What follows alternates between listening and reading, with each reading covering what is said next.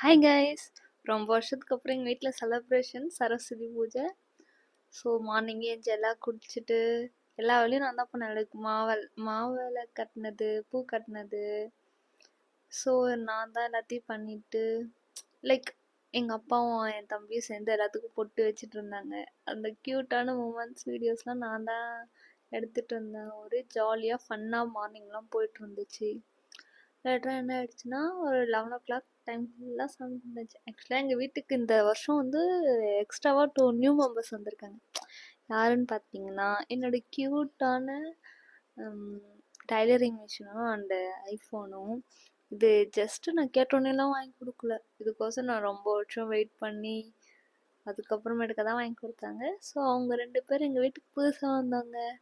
So அவங்களுக்கோசம் தான் இந்த வருஷம் நாங்கள் ரொம்ப ஸ்பெஷலாக செலிப்ரேட் பண்ணோம். ஸோ நான் கட்டின மாலையை வச்சு நானே எல்லாத்துக்கும் அழகாக கட்டிட்டு இருந்தேன். That's it guys. இதுக்கப்புறம் சாமிலாம் கும்பிட்டு முடிச்சாச்சு. லேட்டராக என்ன ஆயிடுச்சுன்னா எனக்கு கொஞ்சம் ஒர்க்லாம் இருந்துச்சு காலேஜ் ரிலேட்டட். ஸோ பண்ண ஆரம்பித்தேன்.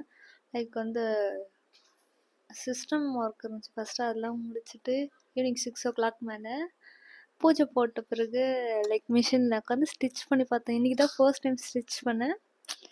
ஸோ அது கிளிம்ஸ் ஆர்ட் எடுத்து வச்சுருக்கேன். That's it guys. டாட்டா.